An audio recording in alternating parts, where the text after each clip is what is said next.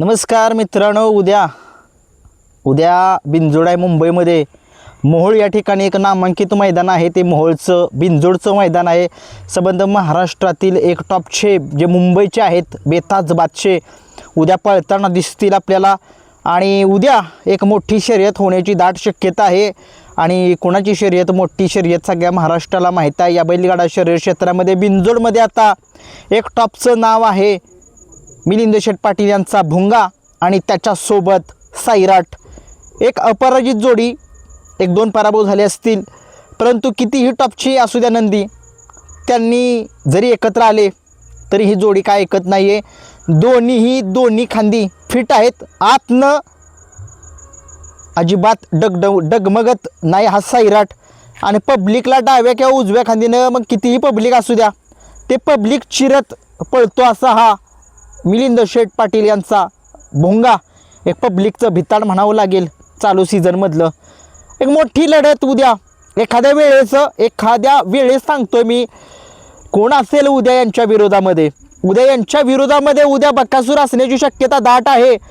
आता सगळे म्हणतील की उद्या यात्रा आहे तिकडं वीर या गावची, परंतु मागच्या वेळेस पण असंच म्हणले कोळेच्या मैदानात बकासूर पळणार नाही. मी सांगितलं पळणार आहे मैदानात, पण काही लोकांनी म्हणली पळणार नाही. आणि सांगितलं काही मी सांगितलं पळणार नाही, काय नाही पळालंच ना बकासूर. शेवटी आपण तरी काय थोडंसं आपल्याला बी थोडंसं काहीतरी थोडंफार तरी नॉलेज, आपले बी थोडेसे काहीतरी आहेत, आपले थोडेसे ओळखी सांगतातच आपल्याला. परंतु ज्यावेळेस आता उद्या मी एखाद्या वेळेस सांगतोय बरं का, फिक्स सांगू शकत नाही, एखाद्या वेळेस, कारण की चर्चा सगळीकडे चालू आहे. बकासूर उद्या पळणार आहे हे सांगण्यात येतं आहे. आणि बकासूर उद्या कोणासोबत पळणार आहे? मेहरबान किंवा घोटचा सर्जा या दोघांच्या पैकी एक जणांसोबत पळणार आहे. आणि एक मोठी लढत बघायला मिळेल बिनजोडची असं मला वाटतंय. कारण की सगळ्यांना एक्साइटमेंट आहे. कारण की बकासूर घोटचा सर्जा ही जोडी बिनजोडला पळावी. सगळ्यांची इच्छा आहे की भुंगा आणि सैराट या जोडीला जर रोखायचं असेल मुंबईमध्ये, तर बकासूर आणि घोटच्या सर्जालाच एकत्र यावं लागेल. आईला अवघड आहे. मला तर लय आनंद झाला आहे. ही जोडी जर पळाली तर काय मजा येईल. तोंडावरती लढत सामना होईल. कॅमेरा चेक करावा लागेल. कारण की कसं आहे, आपण बकासूरचं जरी फॅन आहोत, यूट्यूबर क्षेत्रामध्ये काम करत असलो तरी बकासूरचा फॅन जरी असलो, भुंगा आहे, सैराट आहे, अपराजित जोडी आहे. समीकरण लय खतरनाक आहे या जोडीचे. चांगल्या जोडींना या जोडीनं पराभूत केलंय. आणि उद्या जर मग मोठं आव्हान असेल बकासूर आणि घोटचा सर्जा ही जोडी पळावी एखाद्या वेळेस. मला वाटतंय अजून काही एवढं काही माहीत नाही, परंतु अंदाज वाटतोय उद्या पळणार आहे बकासूर बरं का बिनजोडला असं सांगण्यात येतंय.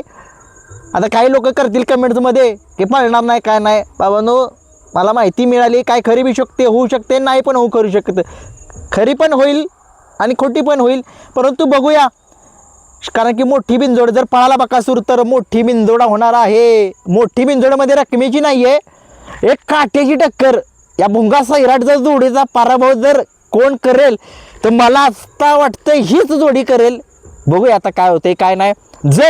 जर बकासूर जर नाही पळाला तर मेहरबान आणि घोटचा सर्जा ही जोडी भुंगा आणि सैराट या जोडींच्या या चौघांच्या मध्ये भुंगा सैराट मोठं बघा आताची, हे दोघं एकत्र, मेहरबान आणि घोटचा सर्जा ही दोघं एकत्र, म्हणजेच भुंगा विरुद्ध घोटचा सर्जा ही लढतसुद्धा बघायला मिळू शकते. कारण की उद्या मोहोळचं बिनजोडचं मैदान आहे आणि खरंच खूप एक्साइटमेंट लागली आहे. आणि उद्या एक मैदान होतं आहे, कोरेगावचं सुद्धा मैदान आहे. त्या मैदानाचे आपण सांगतोय तुम्हाला, लाईव्ह लॉट जे आहेत ते उद्या होतील. SM लाईव्ह या चॅनलवरती उद्या मैदान असेल. आणि हे जे बिनजोडचं मैदान आहे ते KTC लाईव्ह या यूट्यूब चॅनलवरती उद्या असेल मैदान. आनंद घ्या दोन्ही मैदानाचा. इलेक्शन आज झालेलं आहे, त्याच्यामुळे आता काय झाले, थोड्याशा लोकांच्या पण व्ह्यूज कमी यायला लागलेत. असू द्या, परंतु शेवटी कसं होते, लोक प्रत्येकाच्या कामामध्ये असतात, प्रत्येकांना वेळ हे दिला पाहिजे. इलेक्शन आहे, त्यांचा आवडता नेता तो निवडून आला पाहिजे. त्यांच्या असं आपल्याला वाटते कुणाचं असेल.